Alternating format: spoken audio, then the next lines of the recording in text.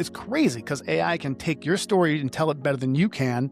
It's silly. It's cheating in marketing. It really is cheating. Every human being should write a book. You go to the island, you burn the boat, and you have no choice to go back. What is the ability that really creates value for the world? Start training your brain that unlimited is possible. Some opportunities are hard to create directly. You can chase the client, ask for the meeting, or try to prove your credibility one conversation at a time. But certain assets start doing that work before you walk into the room. A book, a podcast, a strong story, a clear body of work. They give people a reason to take you seriously before they know anything else about you. So with that, I'm excited to be joined by Dennis Langlais. Dennis is the founder of Codie Dog, a former professional BMX rider, and a longtime podcast host who used books, media, and software to build relationships and open doors in business. In our conversation, we discuss why a book changes how people perceive you, how podcasting led Dennis to people like Grant Cardone and Russell Brunson, what it means to go all in on a path before it makes sense on paper, and how AI is changing what small businesses can do for themselves. If you get value from this conversation, be sure to subscribe and share it with a friend. And now here is my conversation with Dennis Langlais. Dennis, thank you so much for being here. Hey, thanks. I'm really excited about this. We're both in the same world, learning the same things. I love it. Absolutely. So Dennis, before we started recording, you said something that I would love to start with, which is that if you're not an author, if you don't have a book, you're not really an influencer. What do you mean by that? Why is the book so important? You know, first off, everybody, I'm Dennis Langlais, and my background was in, if you're watching this in video, extreme sports. I was a professional athlete who traveled around the world.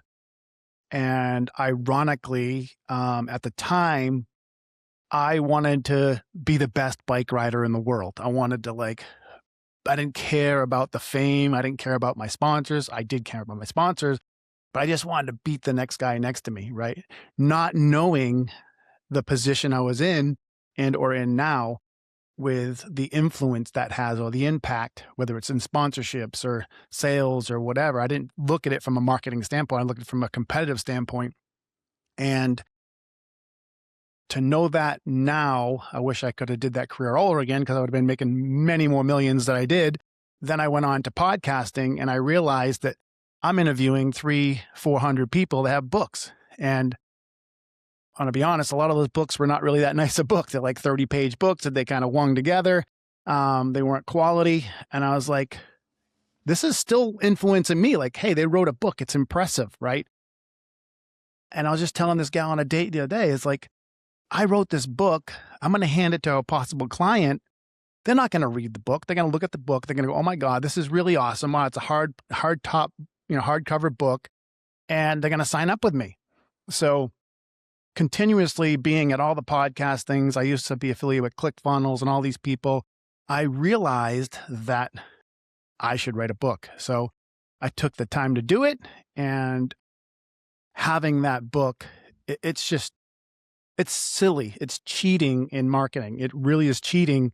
Having a podcast is cheating in marketing, right? So having that book, I just did an event the other day and I'm like, God, should I bring my books? I got cases of them in my garage. I'm like, oh, some of my friends going to be there. I'm going to feel weird about it. It was like heartfelt, teared moments. I memean, of course, a few of them had drinks in them. They're like, I didn't know you did this. Can you sign my book? I'm like, dude, I play golf with you every day. Why? That's kind of weird. Sign a book. But they really wanted to honor me for writing that book. So that's how my whole dynamic of having a book or believing in people that have books, it is like having that Harvard certificate in the back of the wall when you're a lawyer. It's as simple as that. Yeah, it's really just an authority piece, right? Like there is something about being an author, being seen as an author, somebody who has created this book, your name on the bottom line of the book, right? Seeing your name there in a printed piece is, there's something about it, right? Just in the mental perception of who you are. And then even beyond that, I think I could imagine if I took the time to write a book about what my methodology is, right? About my unique expertise, whatever. If I took the time to think through the outline, right? And then take the time to sit down and really write every chapter of that book, I would understand so much more about what I do, right? Like you would just have such a deeper understanding and deeper connection to your material, to your work, to your expertise, because you've taken it out of your head, where I talk about it all the time, and then you force yourself to put it down on paper. Like there's something about that process that is, one, really difficult, and then two, helps you think so much more clearly. Like I've been doing this habit for the last like week and a half, so it hasn't really fully set in. But I try and take 15 minutes every single day of just writing, and it's just writing about whatever. But there's something magical about the process of just writing that helps you just understand and more deeply connect to the things that you talk about on a day-to-day basis. I'm getting chills kind of thinking about it because as you know, I have the software Codie Dog Interactive, where it's basically a web designer with AI tools and different AI technologies in there. And one of the things that actually makes the components so powerful that I really kind of still can't get across to people is having a book like I have this thing called life stories in there.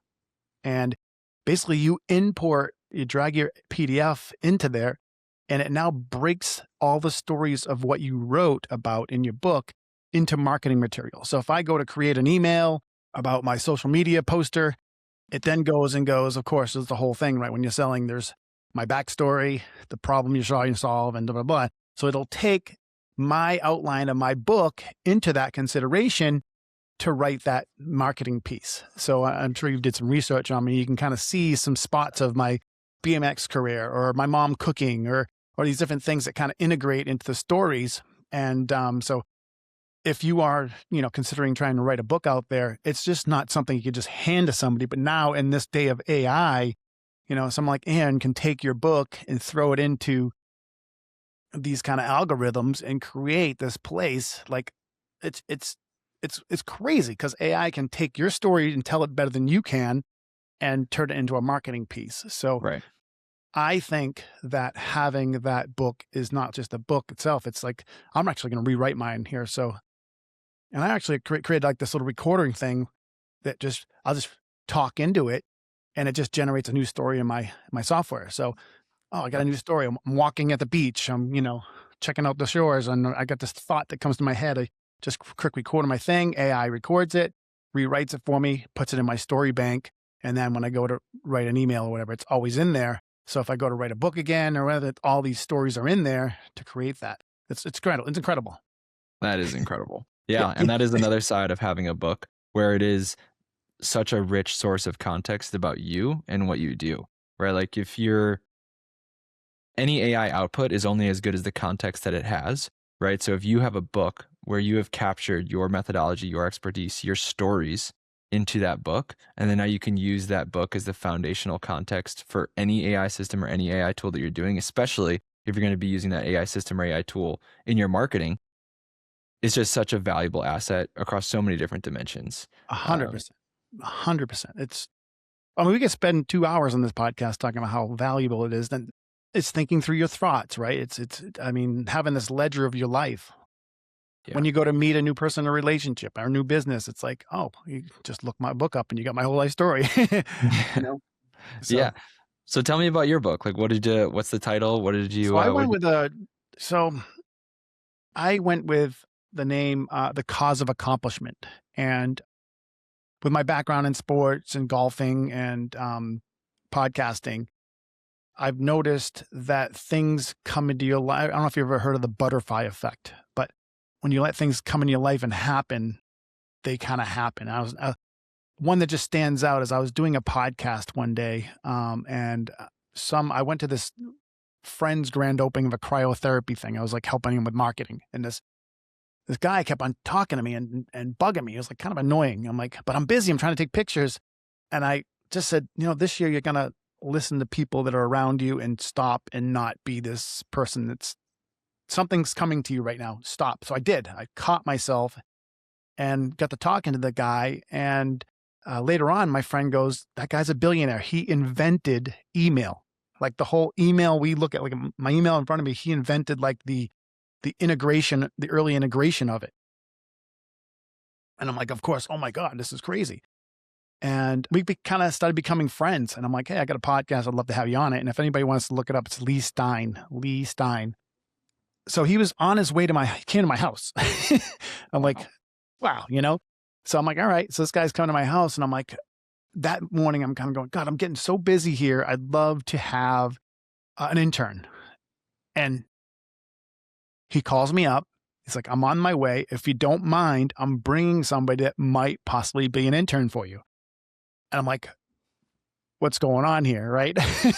Like, what's going on? I mean, how many times you're like, God, I wish I had a cup of coffee, or I found a parking spot, or whatever. Like, you just kind of think about it the right way and let it happen. It happens, instead of going, God, hurry up. I need to get inside of it. You know,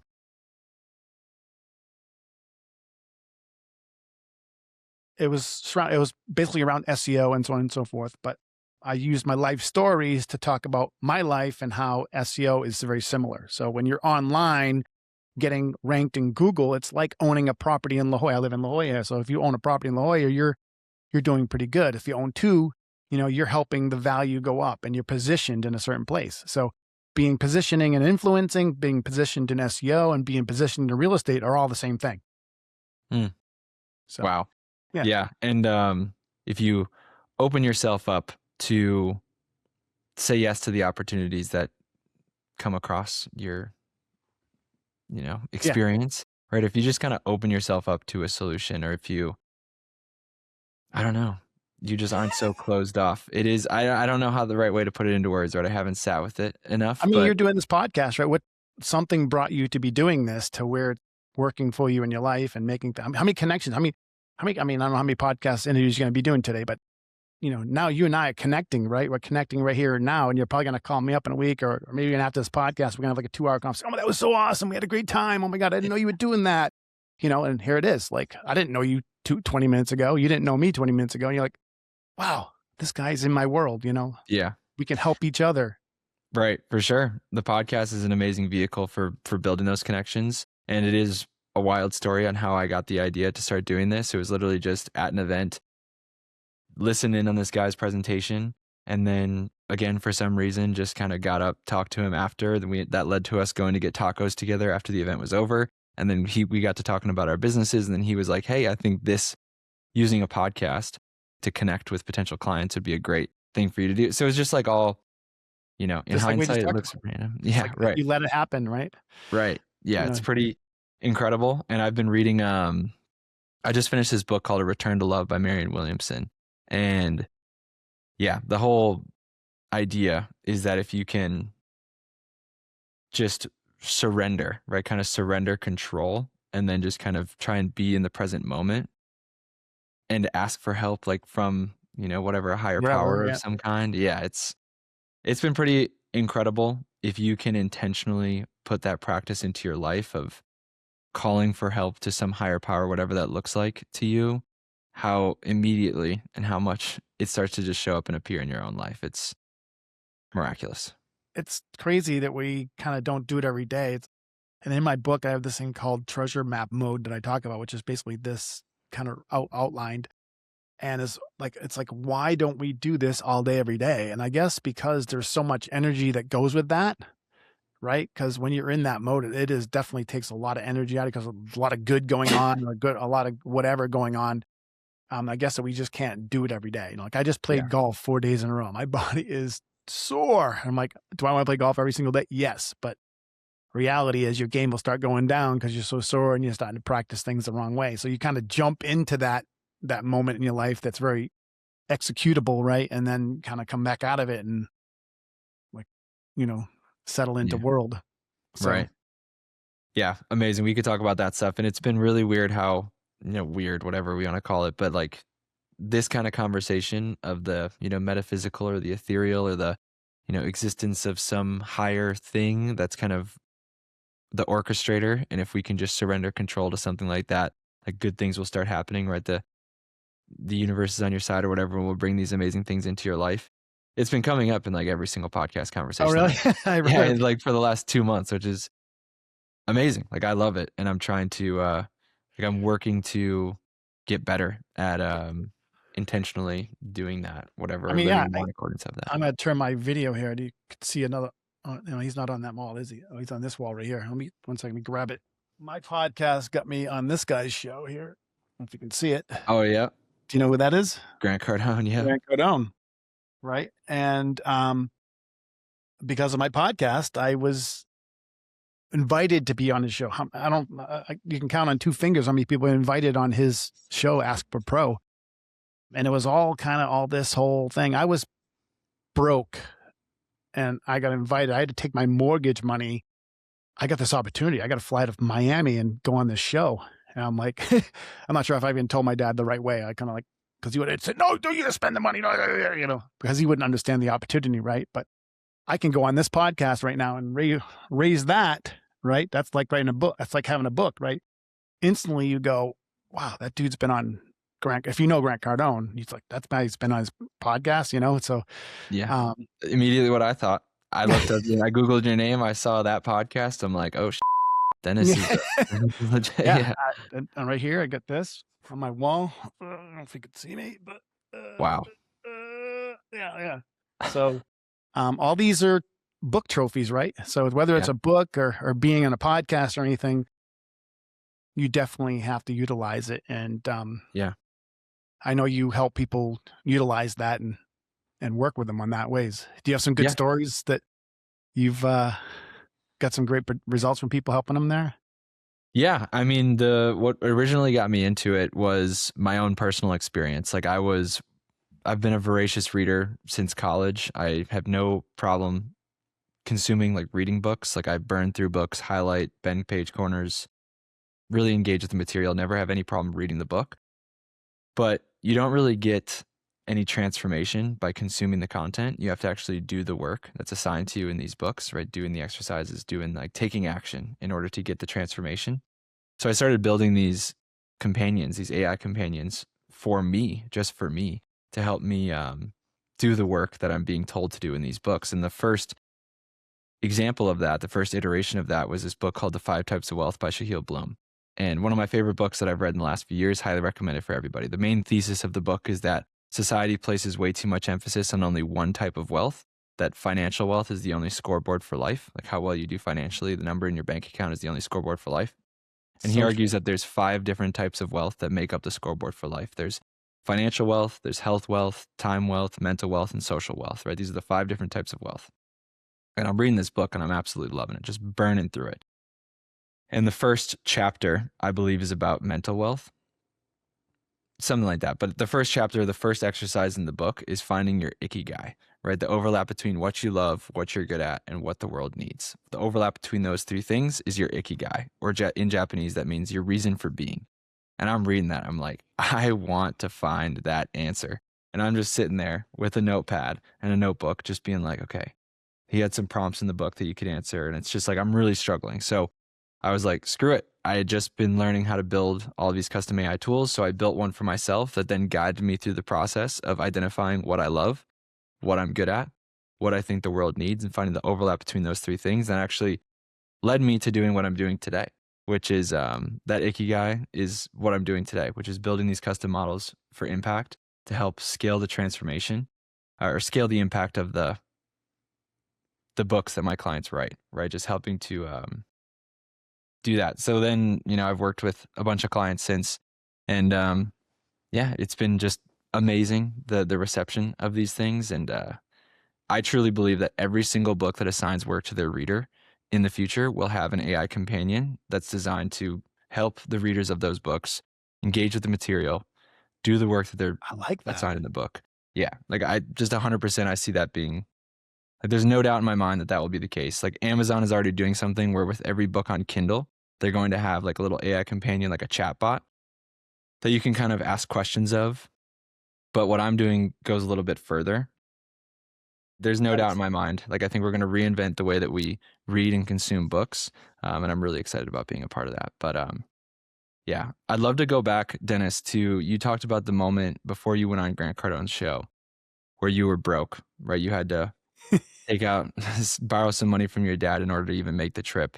Like what led to that point? Like how did you get to that? This is after your BMX career, I imagine. Like how'd you get to that? So I had a company that I now actually rebuilt a new version of it now that I used to be an extreme sports athlete. We do these school assemblies across the country where we educate students. You probably had one at your school, a BMX bike show that came there or something like that.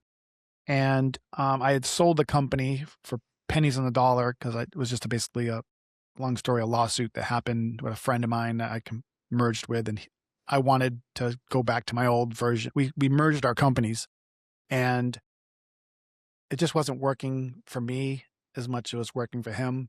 I was making more money before when I was my own company than being merged. So I kindly was, in a friendly way, saying, hey, can we just kind of pull these apart? I'll still let you use my marketing. I'll still let you use my software tools, everything. And it was just a no. So I got a bunch of money. And at that time I'm living well. I'm driving an AMG. I'm living in La Jolla. I'm doing well. And so as you probably already heard on your podcast a million times, is like the money just drains down to nothing. Right. So because you're trying something new, I tried to build a website company and I spent a lot of money there and just the click never clicked. Right. So I started getting behind on my mortgage and started going down that road. It was pretty ugly, but I was a stubborn podcaster. I was like, I want to be a podcaster and I want to be the best at it. Kind of like I did with bike riding. And I was just like, no, I'm not doing this. No, I'm not doing that. No, I'm not doing that. I'm doing my podcast and I'm going to make it work. So at that time, like I said, my dad kind of lent me like $10,000 or something like that. And I was doing a Blab. I don't know if you remember Blab. Do you remember Blab? No.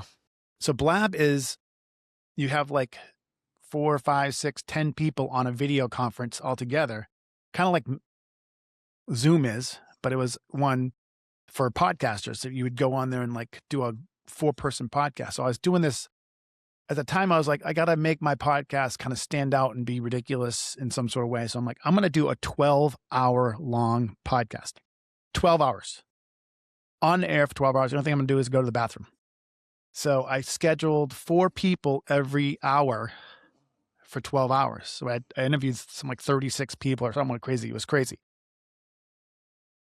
And I was setting up for the podcast the day before. And somehow I ended up in Grant Cardone's chat. It's actually in YouTube. If you go Grant Cardone, Dennis Langlais marketing in YouTube, and you see, I have the thing recorded. So he ended up, him and all these gurus, these other top guys, probably just as wealthy as him, they just let me in. And all of a sudden I found myself in the Blab with Grant Cardone and, God, I'm spacing the other guys' names, but they're really successful. You see them on Instagram all the time. And here I am, like totally unprepared, but I did have I have like a backdrop and I was really fancy backdrop and stuff like that. And they kept on going, wow, this guy's got his act together, this and that. They're like talking me up like, hey, you got your act together, this and that. Oh, I got to get a backdrop and I got to do all this. And so we got to talking and he's like, I want you to come on my show. I'm like, cool. So wow. Sure enough, he had somebody contact me and we worked out this situation to go out to Miami. And I got a friend of mine to give me a plane ticket and I got out there and I was like, okay, I'm going to get in, I'm going to get out, I'm going to rent a car. I'll try to find a way to sleep in some cheap hotel or maybe even like buddy up to the guy that's going to pick me up at the plane. Maybe I can stay at his house, save a couple bucks, So I go to the event early morning. I get there like 8:00, an hour early, and I'm sitting in the waiting area. And who's in the waiting area is Tony Robbins' right-hand man, Dragon. I still good friends with him now, Dragon. So we hit it off and he's like, hey, do you want to come to Tony Robbins? I'm like, he's like, yeah, I'll get you in. No problem. It's in a couple days. I'm like, I got to go with this. So like now I'm like calling all my contacts down there, see if I can get like a place to stay. Of course, I'm calling people that are on my podcast and calling this, that, trying to finagle this all out. And it just wasn't working. So I'm like, screw it. I'm going to stay in the hotel at the thing. I'm just going to go with it. It was like $300 a night. And I'm like, but I'm like, I just let it all go. I said, screw it. Just spend the money, do it all. And I started meeting all kinds of people there. And I got to come up in the Diamond area and do all these things. And it was like, wow, it was just this experience. It just like we kind of talked about earlier, it just kind of kept on flowing and flowing and flowing. And sure enough, eventually I had Tony Robbins' son on my podcast. I had, all these incredible people on my podcast. And it was just these different movements of things that happened because of the podcast and because of having a book and all that stuff. It's just like. And the one crazy idea of like, I'm going to do a 12-hour podcast, right? This crazy idea that you had is what opened the door to all of those opportunities. I got Russell Brunson on my show, right? I don't know if you know Russell Brunson. Yeah. Okay. Getting him on his show, it was like, this was like this window of time that it would happen. Like you could never get him on your podcast now. It'd be very difficult. And he was promoting the Expert Secrets book. And I guess he was just taking every opportunity you could possibly get. And somebody referred me. I think I had his right-hand man on my show, and then somehow happened, and he said, yes, I'll be on your show. So boom, it Wow. doesn't get better than that, right? Wow. So after that, they end up inviting me up to ClickFunnels for a week to basically create funnels for their marketplace. So they were launching this marketplace where we were all like, there's like the 30 best, they call us the 30 best funnel builders in the world. So they did this whole marketing thing with us in there and put all the funnels in there, and people could buy our funnels. It was really cool. And that's really kind of when I decided I wanted to do the rank mastering, because I was like, hey, you need to build these tools so it does this and this. And they just never did it. So then I kind of went on my own way. But yeah, they're crazy stories. Absolutely. Yeah. And it's just a testament to having a belief, sticking with it, right? Even though maybe it's not working out, right? Things aren't going well. Like, how long do you feel like you were in that phase where you're like, I'm committed to podcasting, to making this work? Like, how long were you committed to that idea before you had that kind of break? 2014. It was like it was just always getting better, because you get somebody on your podcast, they refer somebody else. And don't get me wrong, I did at least 50 or 70 podcasts with people that were not know-it-alls. I shouldn't say know-it-alls. They weren't famous, so to speak, but you get that opportunity as you're learning. I don't know how many podcasts how many you've done now? You've done a lot, right? This is 40. 40. Okay. So I did 500. So you're just getting going. I mean, wait until you see when you get to 80 and then 125, and then you just change dynamically. Now you have 40 contacts. You're going to have 80 contacts. I really enjoyed being on Ian's podcast. Like, before you know it, you have Grant Cardone on your show, or somebody on, some of these top, maybe Anthropic's president or something like that, So believe me, it can happen pretty quickly. It's super exciting, especially if you do it. I can already tell you're very just like present. You're very patient. I can listen to you. You can listen to me. That's super huge. I think I really see how you help your guests and help yourself. And so it's really nice. I think you're going to go a long way being a veteran. I can tell. I appreciate it. And I think the big thing with it for me, I really just love doing it. Like, this is one of my favorite things to do, is just talk and get to know new people. So it's just like I had wanted to do a podcast for a long time. I had kind of started and not stuck with like 3 different podcasts before this. But this one is one that I've found a way to kind of tie it to my business. So it's like something that I can justify taking, 6 hours out of the week to, work on the prep, have the episodes, now I have somebody on my team that's doing all the editing and everything. So yeah, I love doing it. And I think that's the most important part about sticking with anything. Yeah. There was no AI when I was doing it. I'd kind of like, I want to jump back into it, and I'm really not sure what my message is this time, now that I know everything about how it works and where it goes, and the trifecta of it, right? So you have to have a podcast, a product, and a course, right? So I really haven't found the mix match for that. And but I totally enjoy it. It does take a lot of time. Yeah, it takes a lot of time, and it's just it's a real skill. Like, if I go back and watch myself in my first episode, which I have, it's funny. Like, it's just, there's a big difference between talking to somebody in person and then trying to facilitate an interesting conversation on a podcast. It is a real kind of back and forth and figuring out, like, okay, there's the balance of, okay, I'm going to have all these prepared questions, and then you really just have to kind of throw all those out the window, because once you get into the conversation, if you're just married to those scripted questions, you're going to kind of mess with the whole flow of the conversation. But we could have a whole other podcast just about podcasting itself and just kind of how to effectively do that. Well, it's all about the audience, right? So yeah, but I mean, I kind of have to refer that, like, having a book, using AI, or just they should be mandatory. I think every human being should write a book, Yeah. Everybody's got a story in them, right? I've got a couple kind of partners that I'm working with right now who are ghostwriters.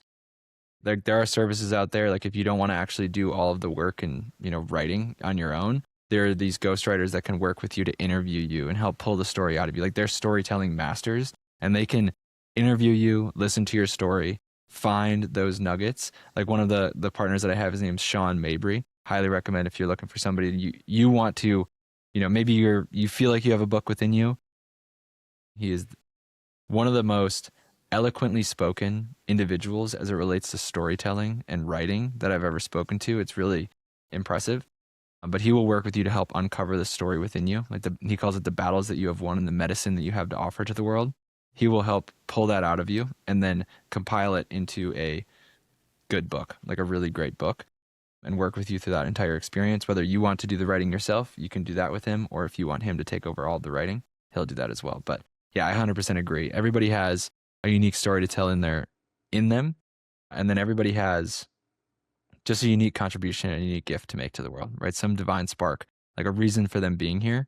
And that is one of the things that I'm most excited about, like the optimistic side of me about this whole disruption of AI. And this is something that I've talked about on the podcast before, but I think that this disruption is going to force a lot more people into a situation where they have to figure out how to create their own value for the world, aka become an entrepreneur, make some unique contribution, solve a problem.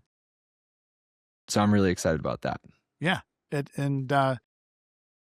It all intertwines together, and the faster you learn it, you're the expert in the room in your niche, right? Yeah.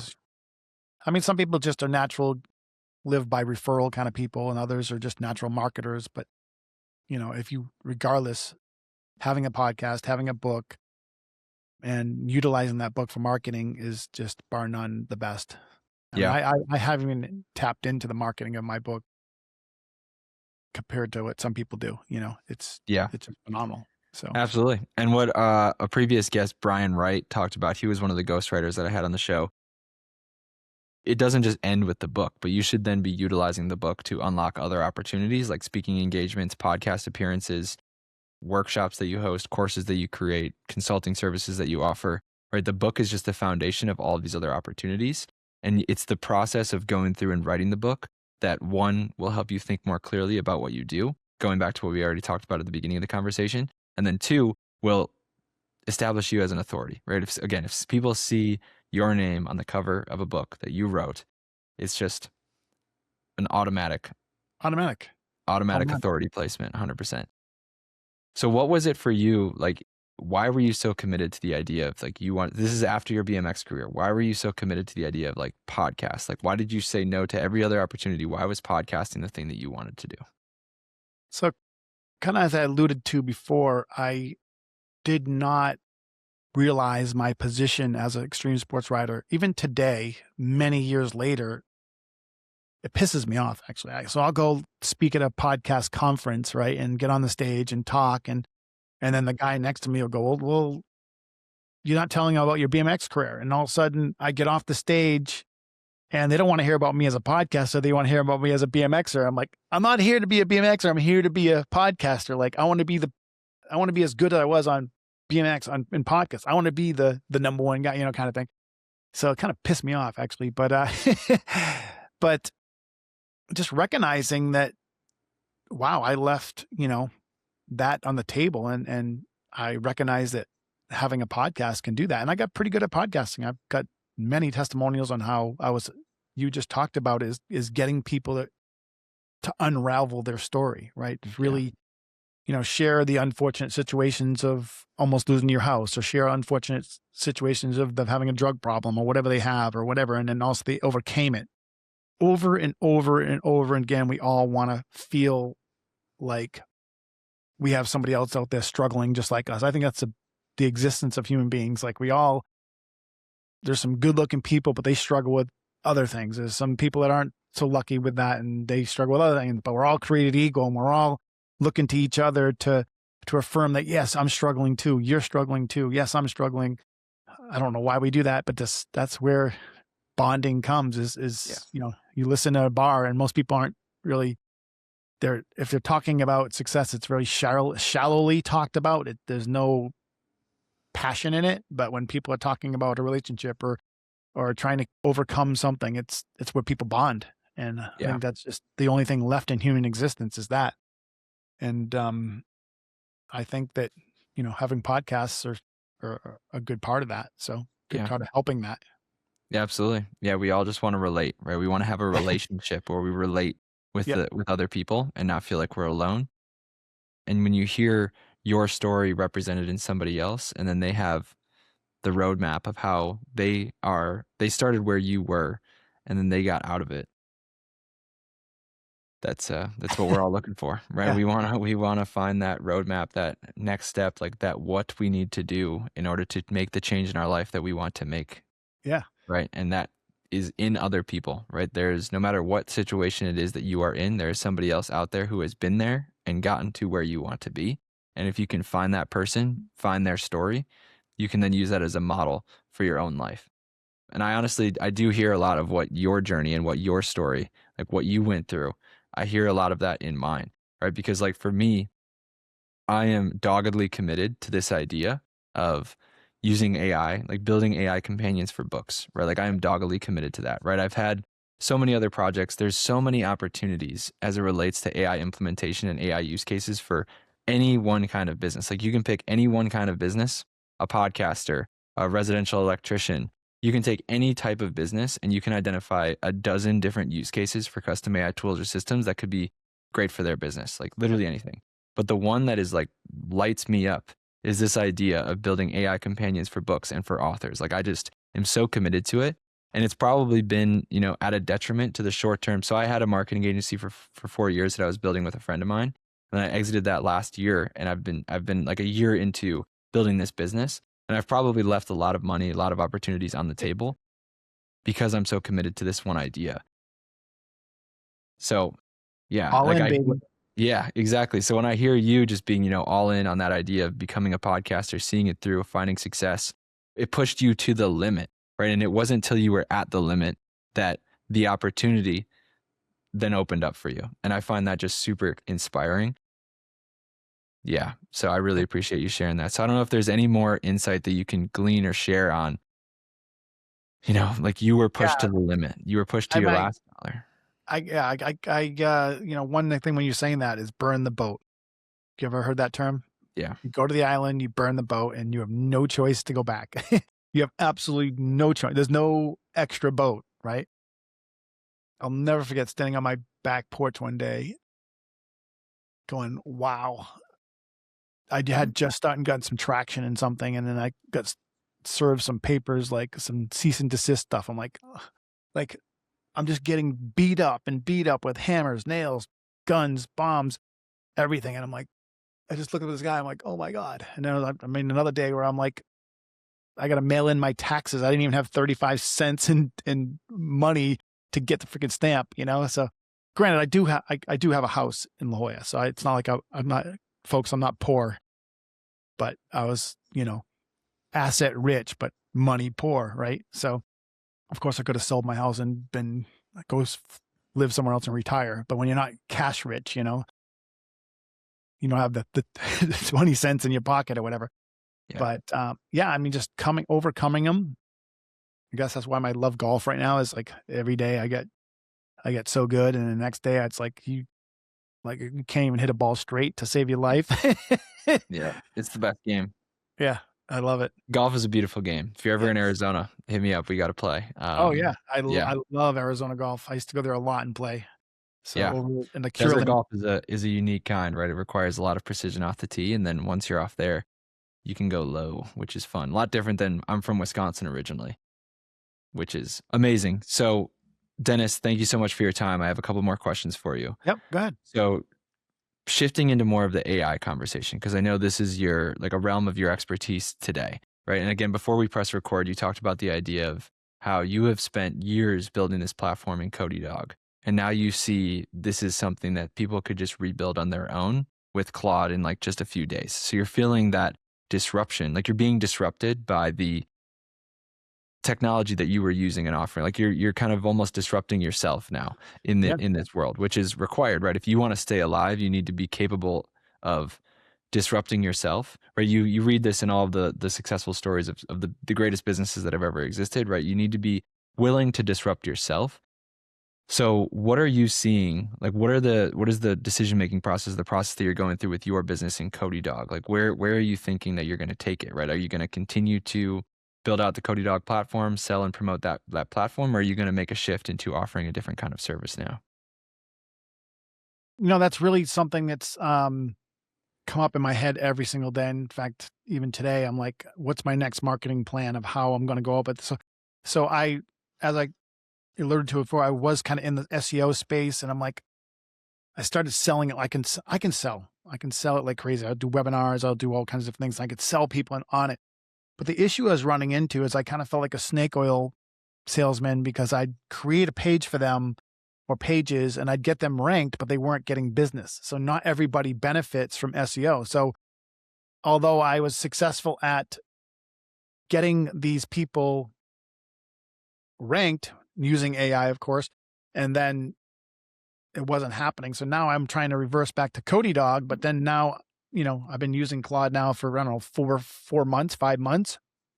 And just in that 5 months, as you know, it's like I can build anything in days that would take me an entire summer.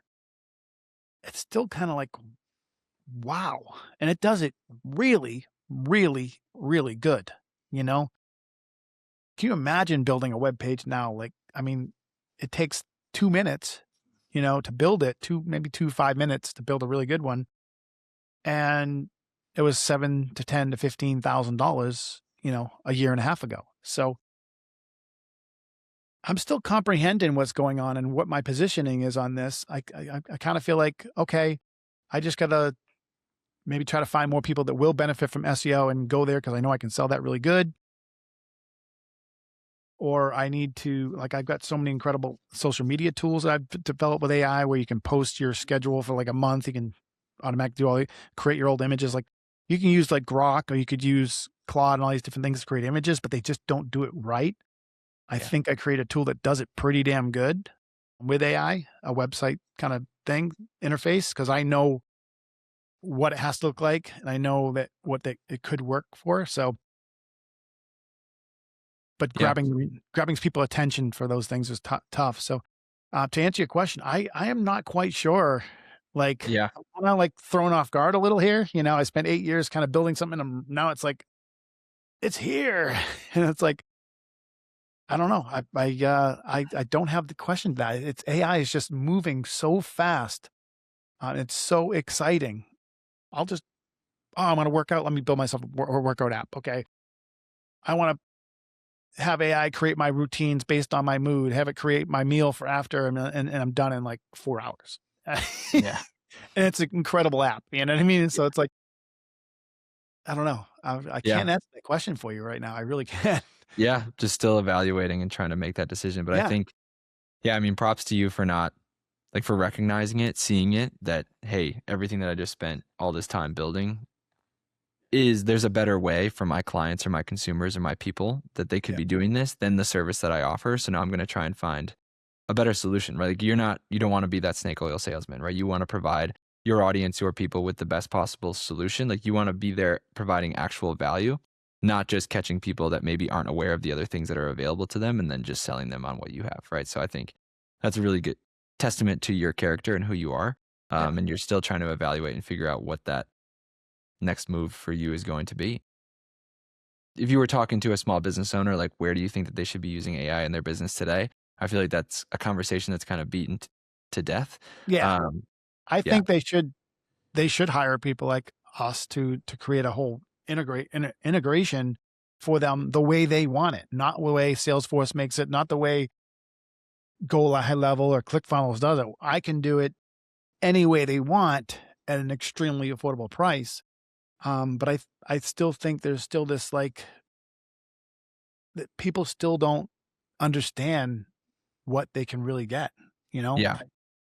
Right. It's, And I think that the solution, like, I tell this to clients all the time and people that I talk to about AI in general, I think the answer for how you should be using AI in your business, whatever it looks like, whatever it is it's custom built for you, right? It's purpose built for your business, your process, your brand. Like, it's purpose built for you and your business, right? That is the great magic of AI, is its personalization at scale across the board, right? You don't need to go for out of the box services, out of the box SaaS tools like Salesforce, Monday.com, like anything anymore. You get to build your own purpose built, customized solution to whatever it is that you're building, right? And that is what you shouldn't be just using generalized tools anymore. You can build purpose-built tools to perform the very specific function that you want it to perform the exact way that you want it done now, which is just magical. It's incredible. You don't need Calendly anymore, right? Most of your book people probably have Calendly, right? You don't need that anymore. That's a waste. Like you can build that out in 5 minutes, better than Calendly, because it's going to work with your data, that your resource data. Like you have a podcast here, you can have Dennis here, and then your Calendly and this and this. That's done. Email marketing. I can make a better email marketing solution than any MailChimp out there. That's 10x better in like an hour. It's like, and Yeah. then they're all touching your data, your database.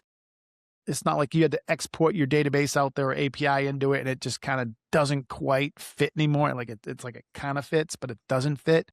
Now it exactly fits. Then you integrate the SMS with all that, and email and notifications and proposal processes and stuff like Yeah. that, right? So I mean, it's just all so easy now. I guess it's maybe because I have my own server and my own integration stuff already. Maybe it is easier for me than somebody else because I already have the mail clients, the SMS clients, the Gemini clients, the Claude clients. So it's just, I say, I'm kind of like Iron Man. I was telling somebody that I'm Iron Man. Jarvis, do this, and this. Integrate. Take the API from here, the API here, and do it, and this does it, right? Because they're already there. That the keys are already there. Everything's there. So I guess maybe, because I already have that integration built into my Codie Dog platform, it's way easier. So, Yeah, for sure. There's definitely a certain amount of foundational setup that you need to do in order to get to that place where it can take you a few minutes to do these things. yeah. But once you get that set up, then everything is really easy. So like, what do you think? So you talked about 5 years ago, right? Somebody might pay $7,000 to $10,000 to build out their webpage, their website for them. But now that's something that you can just do in minutes. Like, where do you see the value is today? Like, what is the skill or what is the ability that really creates value for the world today? Because it's not in the actual doing of the thing and the building of the web page. Like, what do you see is where you can provide value, or like, what is the skill, the ability that is really monetizable today? I think really understanding the prompting and the ability to open your mind up to anything's possible. Even myself is closed-minded. So for example, on my Codie Dog Interactive thing, it has a website builder, right? So, but Claude can make it easier than my software can. So I'm like, all right, I'm just going to Claude build it real quick. Here's the template I want to use. My thing will take that template and then say, okay, I want, for example, I have a business networking company, right? So I want it to be San Diego business networking is the keywords for the page. So I just say to my software, the Codie Dog software, keep the same structure, but just change the words out and pictures out to be that. Or networking in Encinitas, so it'll just do the same thing. It'll change it out, right? But with Claude, you can have it do a completely new page, completely new text. So everything new, right? Which I still can do with my software. But then I had like 70 pages built, right? Which would have took forever before. And I'm like, okay, well, now I got to get these into my software. So I was like, oh, I got to hire 4 people at $40 an hour to go cut and paste these, because it would be too much work to get a Filipino assistant to understand all of that. So I was about to start calling, hiring people, and I go, oh, wait a minute, I can just write myself a program to do it. So 15 minutes later, I had this drag and drop where I drag all my HTMLs into my Codie Dog software, and it just built all the pages. So now I'm 20 minutes in, and it would have took 4 days. And just one understanding of how unlimited AI is. So I think what people out there, if you're listening, is start training your brain that unlimited is possible. This phone, is more battery than phone. It's more glass, battery, and cover than phone. And I can call Australia and do a video call. I can transfer money. I can fax something. I can take a photo. In the 1980s, that would be 6 tractor trailer trucks worth of plastic. I'm not joking, right? I got, 50,000 music albums in there, right? How many albums that would fill this room up? You got a camera, you got to store all those pictures in a storybook, whatever you call it. I mean, it just, right? So we're in that stage with AI is like, oh, I don't have to hire somebody for $40 an hour to do all this cutting and pasting for me. I can just write a script and it did it. So, and it Yeah. doesn't say no to you, right? Right. You know, Yeah. ChatGPT is not going to say, you know what? I've never ran across a girl or a guy that is in this state. And it's going to go, 1 minute, let me look up. This is how you handle this conversation. You know what I mean? Their Yeah. answers are out there forever. And they're only getting better and better and better. So I think really understanding the prompting, the way you ask questions is really going to be kind of cool, because we think it's going to take away from being a human being, but actually it's helping us kind of learn how to communicate even on a different level, right? Absolutely. I 100% agree. Because we kind of just throw things out there now, right? Hey, I'm not happy with you. Well, you can't say that to ChatGPT. You have to say, this person's unhappy because I sent them an email. Here's the email I sent, and this is the response. I go, okay, let's evaluate this. Well, the reason they're so mad is because on this line you said this, and then here's your answer, and this is why your answer. So now we're all learning how to think, oh, that's how I would respond. So we can become better human beings from this. I had this conversation yesterday with a girl. It can help us learn how to answer questions among ourselves and in business. So Mhm. in our Absolutely. brain and in code. Yeah. 100%. I couldn't agree more that it's the ability to prompt effectively, which just comes down to giving clear instructions and providing the right context, right? I think that every prompt or any custom tool that you're building, right, you need to answer these two questions. Is like, what is the function that I want this tool to perform right now? Being really clear in that. And then asking yourself the second question is like, okay, based on the function that I want this tool or this prompt to serve, what does AI then need to know in order to do that the way that I want it done, right? Like basically, what is the context that it needs, right? So here's me really clearly explaining the function, what I want done. And then the second part of your prompt or your tool or your knowledge base basically needs to then answer the question of what does this tool need to know in order to perform that function effectively. So getting really good at that skill of prompting, of giving really clear instructions, 100% is the meta skill of Right. using AI effectively. But it also starts with like first having an awareness of the capabilities of AI. And what you talked about, it's like really unlimited, right? It's like having whatever idea you have, right? You can then execute. Like taking your idea, whatever that is, you can make real using AI, but probably like some specifics and platforms and tools that you need to use. It's just a part of that foundational understanding and intelligence that you need to build up within yourself in order to then be able to make it happen and turn that idea into reality. And the key thing is in your own way, right? Yeah. Because it'll tell you a way that it can do it, but you now have the ability to do it in your own way. I Yeah. want a CRM. Like I just built the CRM last week, and I'm like, God, everybody's communicating on Facebook. So this has to be a Facebook feed, not a CRM or anything. So anything they talk about, right, is in a Facebook feed look and feel. So now I said, oh, I'm going to create a CRM that works that way, right? So you're just dumping everything into it's a Facebook feed. You drop your image, you drop your proposal, you drop your contract, you send your email from there, you have your conversation, you connect people there. It's all in this one feed, right? Because that's how we're so used to. And so that's custom to me, custom to that person is going to like that. And can you go find that with, Go High Level or anything like, no, you're not really going to find that to where you can do it the way you specifically want it. So I think that's the thing we have to kind of tell the audience is you're going to learn how to prompt, and it's going to give you back things, but then you have the right to change it the way that you want to now. Right. And I think Yep. that's really kind of the thing that I think people aren't going to understand. Is like, no, I want this to be this way. And yes, you can have it this way. Claude says Yep. yes. It Right. doesn't say no. It's $50,000 more, 6 months more to build out. It's yes. Let me think this through for you. Then it's going to think it through, and it's going to ask you a question. Hey, well, I know you said it this way. Here's an option. I was making a golf app, right? I'm like, I want to integrate weather and wind into this on hole 3. Okay, let me go find you a wind app. So I went and found me like a free wind API, and then a weather API to do temperature and wind, and then ball speed. So now here I am. I've got an app I can show people, and it's showing the winds going this way currently, and the temperature's this and this and that. So it helps you judge so it's very, very custom. Whereas I use Golf GPS on my phone. Well, it's when they come out with that app and that idea, it's not on my terms. So now I can just take my own golf GPS and I can make that in no time, you know? Yeah. So, right? Incredible. Yeah. Yeah. Really exciting time.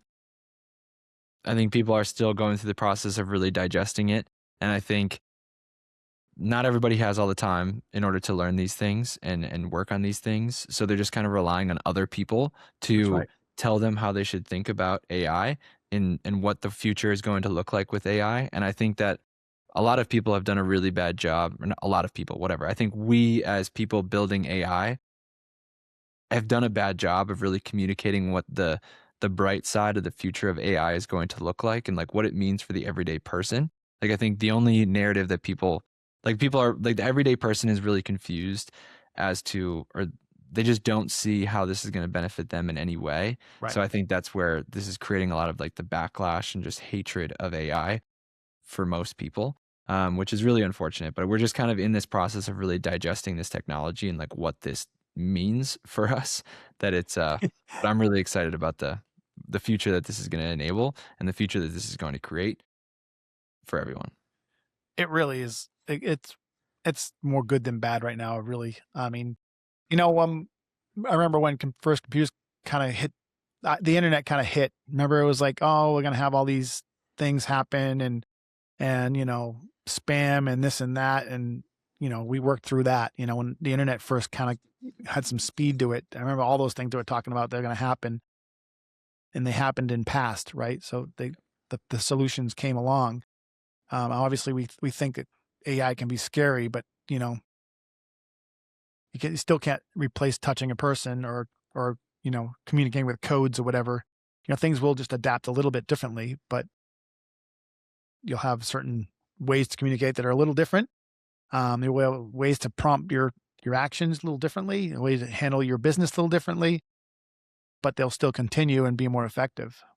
Yeah, absolutely. Well, Dennis, thank you so much for the time. I have one final question before for you. It's a recurring question that I ask every guest. But before we get to that, how can people get in touch with you? Yeah, they can reach out to me at codiedog.com. That's CODIEDOG.com, Codie Dog, or email me at dennis@codiedog.com. You're welcome to. My name is Oliver. You can Google me, Dennis Langlais, Langlais, if you want to learn more about me. Pretty widely on the web there for different variety of reasons. And yeah, if you're looking for AI solutions and you want to have a conversation like we had today, I'd be happy to jump in one with you for sure. It's been a super pleasure to be on this podcast. I think this was thoroughly enjoyable on both sides. We both learned from each other, and it was a very easy conversation. So I really thank you Absolutely. for that. Yeah, I really appreciate it and would love to have you back another time as Definitely. this technology continues to evolve and just keep checking in on what you're working on, what you're seeing, and Yeah. likewise from my end. But my final question for you today, Dennis, is if you had a giant billboard for 10 seconds that everyone in the world could see, what would it say and why? Burn the boat, I guess, is the best one. My life's been all in. And I know you kind of touched based on, the whole money thing first. But money can't buy creativity. It can't buy a 2.4 handicap. It can't buy the experience of a podcast. Be all in on what you love to do. I love it. Yeah. 100%. What else is there to do, right? Yeah. Be all in on what you love to do. And that's a unique answer to you, right? I think that's what we're Yes. all looking for. And I Yeah. hope that everything that we build, the future world enables more people to find the answer and find that lane for them. But Dennis, thank you so much. Thank you so much. Thank you for listening. The main thing that I took away from this conversation with Dennis is that credibility often comes from the assets that you build before you think that you'll even need them, right? It comes from doing meaningful work and putting your name on something that people can consume and be aware of before they ever meet you. Dennis talked about his book, his podcast, his BMX background, and the doors that those things opened because those gave people a reason to pay attention to Dennis. That matters because, in my experience, if you just try and reach out to somebody and just say, hey, I have something that might be useful for you, or hey, I'd love to get connected, it just doesn't really work, right? You can wait until you're in the right room in the prospect and then try and explain why you should be taken seriously. But if you have a book with your name on it, right, or some meaningful thing that you've built attached with your name on it, it can change that, right? A book changes that. A podcast changes that. A visible body of work gives people something to attach to you before the relationship even starts. So the deeper lesson is that authority is not only claimed in a pitch or sounding really good in a conversation, it is built through the things that you keep making and sharing with the world. So if you want to get connected with Dennis, you can find his website and his email in the description of this episode. And if you run a coaching program, course, or mastermind, and your clients aren't completing the work like you know they should be, or if you're an author and you want your audience, your readers to engage with your ideas, right? If you want to increase the probability of somebody engaging with your ideas, download the free Program Execution System Toolkit in the description. It'll show you how to install what I call execution infrastructure for your book or coaching program. Thank you for being here, and I'll see you in the next one.